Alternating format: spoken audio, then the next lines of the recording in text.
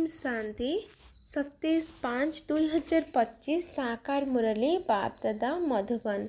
बाबा कहते मीठे बच्चे तुम मानक मुख एबे स्वर्ग आड़ को रही तुमे नर्क को आड़े दे स्वर्ग आड़ को जाउछ सेथिपाई बुद्धिर जोग नर्करु बाहर करनिय। प्रश्न सबुठारु सूक्ष्म एवं उच्च लक्ष्य कौन ताकू केउ माने अतिक्रम करिपारिबे। उत्तर तुमे पिला माने स्वर्ग आड़ को ही मुह करुछ।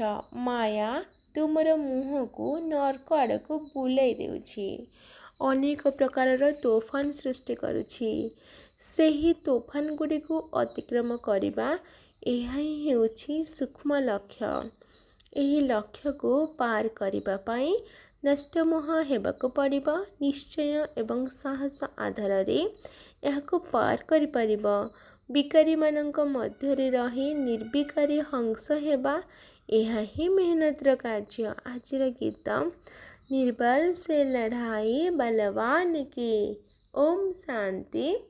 धारणा पाई मुख्य सार 1 नंबर एहा पुराना दुनियार अंतिम समय अटे जेतेबेले कि बाबा प्रत्यक्ष रूप से आसिछंती। सेथिपाई पूरा समर्पण होई जिबा उचित। बाबा ए सबु आपणकर अटे। एही भली भाबिबा द्वारा पुण्य आत्मा होई जिबा। 2 नंबर मुरली केबे हेले मिस करिबार नाही किंबा मुरली पढ़िबारे केबे भी बेपरुआ हेबार नाही। एपरि नुहे जे न पढ़िले कौन हैला मु तो पार होई जाइछि ना एपरि भाबिबा देह अभिमान अटे। मुरली निश्चित पढ़िबा दरकार। आजिर वरदान निजको परिवर्तन करी सच्चा सुना होई प्रत्येक कार्य कृतकार्य हेउथिबा स्वपरिवर्तक भाव विस्तार। जो माने सबु प्रकार परिस्थिति रे निजको परिवर्तन करी स्वपरिवर्तक होइथांती सेमाने सर्वदा सफल होइथांती। सेथिपाई निजको परिवर्तन करिबार लक्ष्य रख। अन्य माने परिवर्तन हेले जाई मु परिवर्तन हेबी ना आउ केही परिवर्तन हुअंतु बा न हुअंतु मते परिवर्तन हेबाको पड़िबो। हे अर्जुन अर्थात प्रथम नंबर रे मते हेबाको पड़िबो।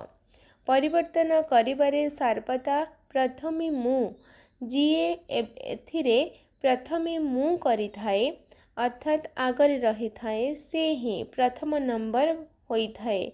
काहेकि ना निजको परिवर्तन करिनेबा बाला ही प्रकृत सहिष्णु अटे एवं सहिष्णु ही मूल्यवान अटे। आजिर स्लोगान निजर श्रेष्ठ जीवनर प्रत्यक्ष प्रमाण द्वारा परमात्मा को प्रत्यक्ष कर। अव्यक्त ईश्वरा आत्मिक राजकीयता सहित पवित्रतार व्यक्तित्व को धारण कर।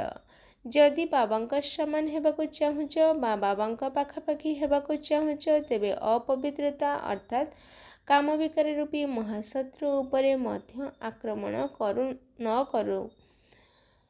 सर्वदा भाई भाईर स्मृति सहजरे एवं स्वतः ही स्वरूप रे रही थाओ।